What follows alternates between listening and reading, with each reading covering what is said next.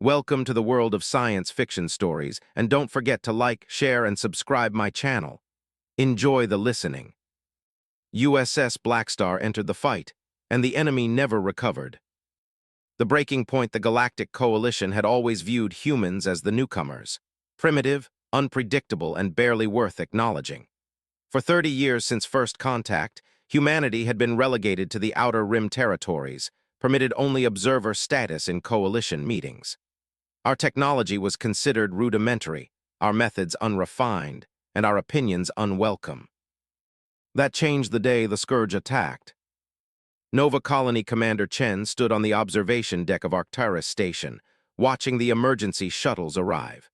Each vessel carried survivors from Nova Colony, men, women, and children with haunted eyes and bandaged wounds. The Scourge attack had come without warning, a savage assault that left the colony in ruins and thousands dead. "Commander," Admiral Hassan's voice pulled her attention away from the viewport. "The Coalition Council is transmitting their response." Chen followed the Admiral to the command center, where the holographic faces of the Coalition representatives hovered above the central table. High Counselor Vex of the Tan Empire spoke first. His elongated features, arranged in what humans had learned, was an expression of regret. "The Coalition extends its condolences for your loss at Nova Colony," Vex said, his translator converting his harmonic language to English. "However, we must deny your request for military assistance. The Scourge threat remains contained to your sector, and our treaty clearly states." 20,000 dead, Chen interrupted, earning a sharp look from Admiral Hassan. Protocol demanded silence before the council, but Chen had never been good at protocol. 20,000 civilians murdered, and your response is to quote treaties. Vex's expression hardened. "Commander Chen, your species' emotional reactions continue to demonstrate why you remain observers rather than full members. The Scourge have targeted 17 coalition worlds over the past decade. We have contained their aggression through strategic positioning of our defense fleets." "You've abandoned the Outer Rim to save your core worlds," Chen replied. "Nova Colony called for help 3 times before communications went dark. Where was your strategic positioning then?" Another council member, the crystalline form of Ambassador Leth, spoke up. "We understand your distress, but the Scourge vessels outclass your technology by centuries. Even our most advanced warships struggle against them. Your military vessels would be ineffective." The meeting concluded as Chen had expected, with platitudes, condolences, and no assistance. The Coalition had written off humanity as a lost cause. In the briefing room afterward, Admiral Hassan studied the star charts with a grim expression. "They're right about one thing. The Scourge ships outclass everything in our fleet. If they push beyond Nova Colony toward Earth, then we need something that doesn't play by conventional rules," Chen said, pulling up the classified files on her tablet. "Project Blackstar." Hassan's expression darkened. "That's still in the theoretical stage. The drive system hasn't been fully tested, the weapons are experimental, and the whole configuration violates half a dozen laws of physics." "It's also the only ship we have that might stand a chance," Chen replied. "I've reviewed Dr. Lakshmi's research. The quantum displacement drive could give us the edge we need." "Or tear the ship apart the moment you engage it," Hassan countered. "Even if it works, what's your plan? Take on the entire Scourge fleet alone." Chen pulled up the intelligence reports from Nova Colony. The survivors described something interesting. "The Scourge flagship, it's different from the others. Our analysis suggests it's a command vessel. Take it out, and we might disrupt their entire attack formation." The Admiral stared at her for a long moment. "You realize this is a suicide mission?"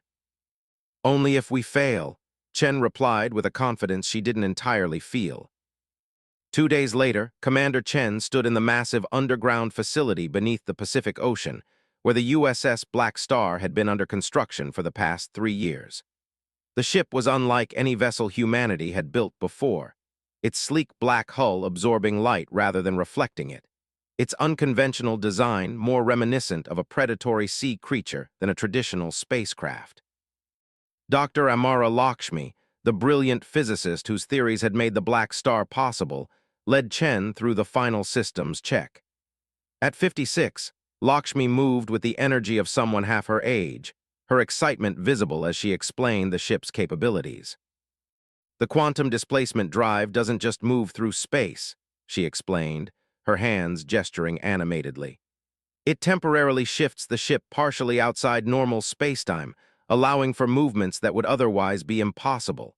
In theory, this should make the Blackstar nearly impossible to track on conventional sensors. And the weapon systems? Chen asked, studying the bridge controls.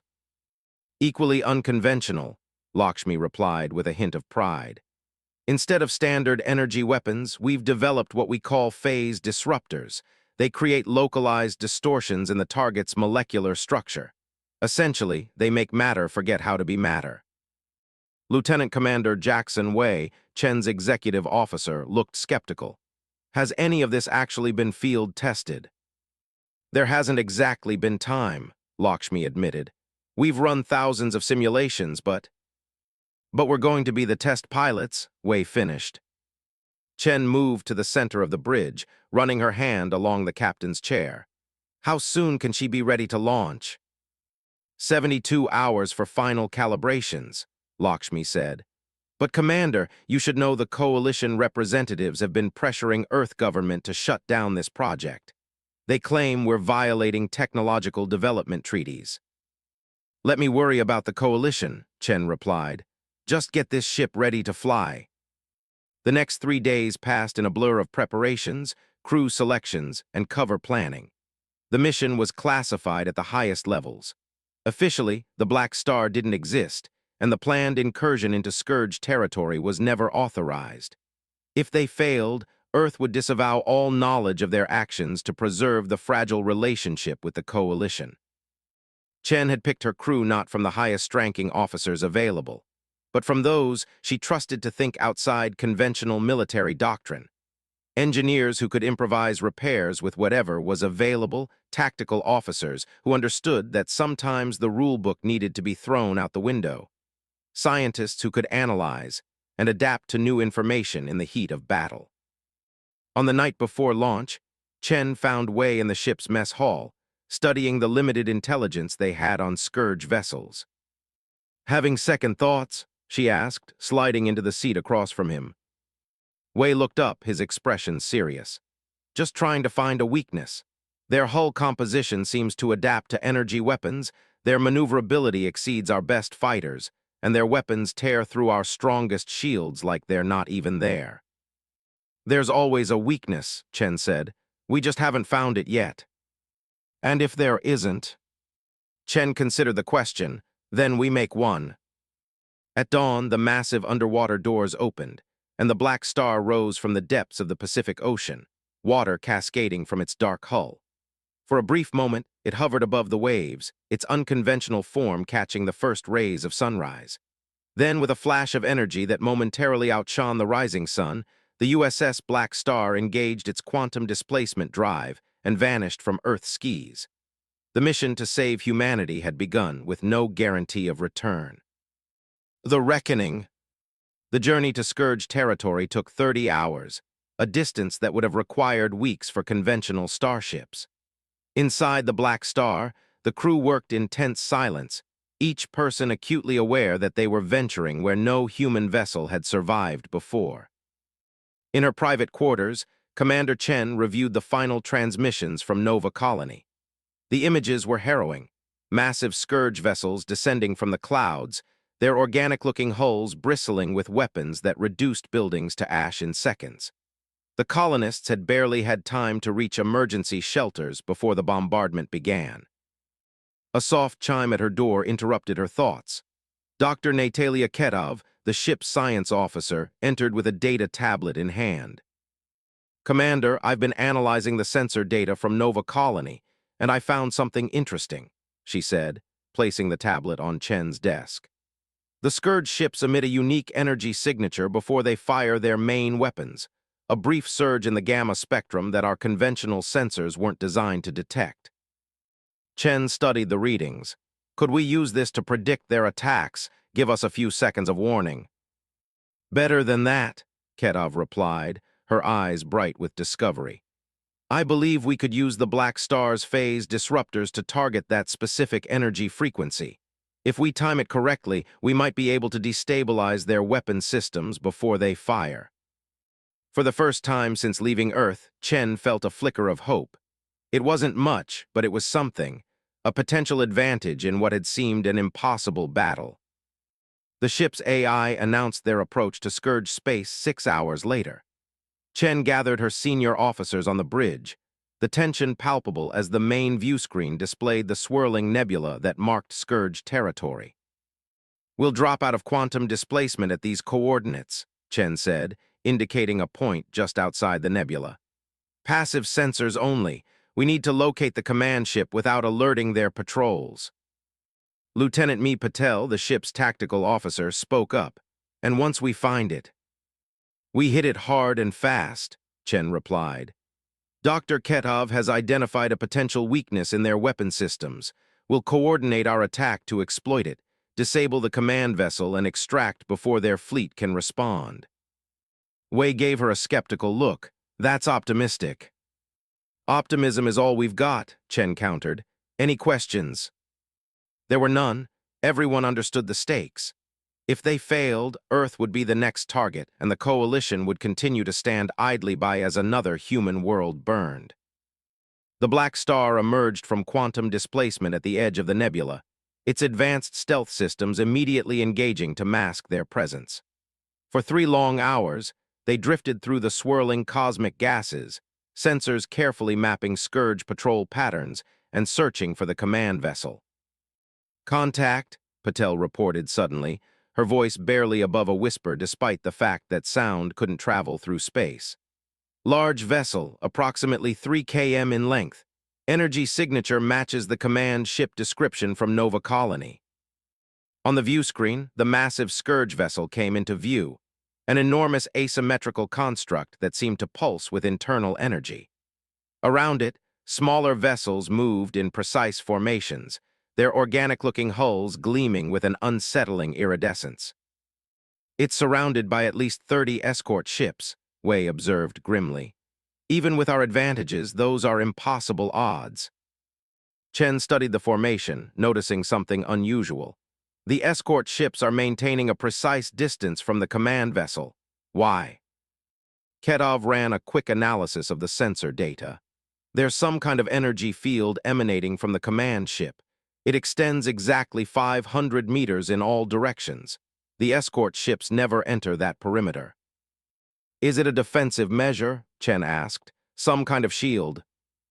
"No," Ketov replied, her expression shifting to one of surprise. "It's actually the opposite. The field is highly unstable. My guess is that it's a byproduct of whatever powers their main weapons. The escort ships stay clear because it would damage them." Chen exchanged a look with Wei, a plan already forming. "Then that's our way in. If we can survive that energy field long enough to get close, we might be able to target the source directly." "The Black Star's hull wasn't designed to withstand that kind of energy exposure," Chief Engineer Rashid warned. "We might get 30 seconds before critical systems start failing." "30 seconds is all we need," Chen replied. "Prepare the phase disruptors and plot a course for the command ship. We go in at maximum speed, fire everything we have at the power source, and get out before they can respond."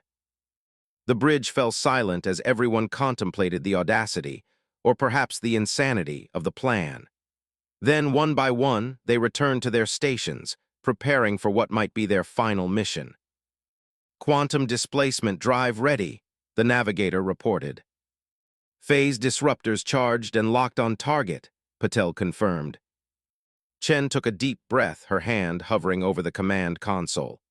"Remember, no matter what happens here today, we're making a statement. Humanity will not be dismissed, we will not be abandoned, and we will not go quietly." She pressed the control, "Execute." The Black Star surged forward, engaging its quantum displacement drive for a micro-jump that placed it directly within the energy field surrounding the Scourge command ship. Alarms immediately blared across the bridge as the ship systems registered the intense energy battering their hull. "Hull temperature rising rapidly," Rashid reported, his fingers flying across his console, rerouting emergency power to shields. On the view screen, the massive command ship loomed before them, its surface bristling with weapons that were beginning to orient toward the unexpected intruder. "They're powering up their main cannons," Patel warned, detecting the gamma surge Dr. Ketov had identified. "Target that energy signature and fire all disruptors," Chen ordered. The Blackstar's experimental weapons activated, sending invisible waves of phase-disrupting energy directly into the heart of the Scourge vessel. For a moment, nothing seemed to happen. Then, abruptly, ripples of destructive energy began cascading across the command ship's hull. "Direct hit," Patel exclaimed. "Their power systems are destabilizing." The effects were more dramatic than anyone had anticipated. The energy field surrounding the command ship began to collapse inward, feeding back into the vessel's systems in a catastrophic chain reaction. Explosions blossomed across its surface as internal systems failed. "The escort ships are moving to intercept," Wei reported urgently. 20 seconds until they're in weapons range." Chen made a split-second decision. "Divert all remaining power to the quantum drive. Get us out of here." The Black Star shuddered as its damaged systems struggled to comply. On the view screen, the Scourge command ship was coming apart, massive sections of its hull breaking away as internal explosions continued to tear through its structure. "Quantum drive engaged," the navigator announced as the stars on the view screen blurred into streaks of light. The last thing Chen saw before they jumped was the Scourge escort ships breaking formation, their movements suddenly erratic and uncoordinated. Just as she had hoped, without the command vessel to direct them, their fearsome coordination had dissolved into chaos. The journey back to Earth was a desperate race against time. The Black Star's systems had been severely damaged by the energy field, and emergency repairs could only do so much. By the time they reached Earth orbit, the ship was operating on minimal power with half its systems offline. But the data they brought back changed everything. In the weeks that followed, Earth analysts pored over the sensor readings from the mission, developing new weapons and defenses based on the vulnerabilities the Black Star had discovered. The Scourge attacks on human colonies ceased abruptly. Whether due to the loss of their command ship or simply to regroup, no one could be certain. More surprisingly, the Galactic Coalition requested a formal meeting with Earth's representatives. This time, Commander Chen stood not as a silent observer, but as an honored guest. High Counselor Vex addressed her directly, his tone notably different from their last encounter. "Commander Chen, the Coalition has reviewed the data from your mission against the Scourge command vessel. We must acknowledge that your unconventional approach achieved what our conventional forces could not." Chen maintained a diplomatic expression, though she couldn't entirely suppress a hint of satisfaction. "Humanity has always had to innovate to survive, Counselor. Sometimes the most effective solutions come from unexpected directions." "Indeed," Vex replied.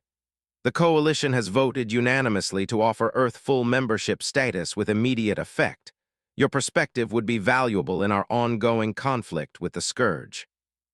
Later, as Chen stood on the observation deck of Arcturus Station, watching Coalition engineers examining the damaged Black Star with open admiration, Admiral Hassan joined her. "The quantum displacement drive is being integrated into our new defense fleet," he said. "The Coalition is actually asking for our technical specifications now. Funny how quickly things change."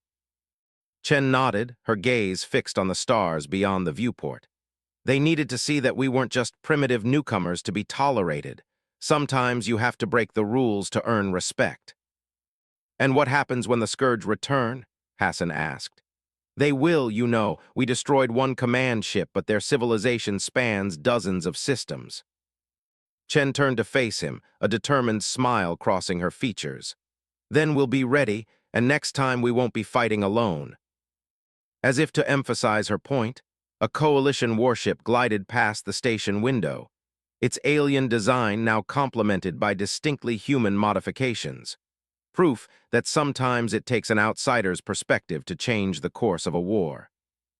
The USS Blackstar's legacy would live on in a new generation of ships, and humanity's voice would finally be heard among the stars.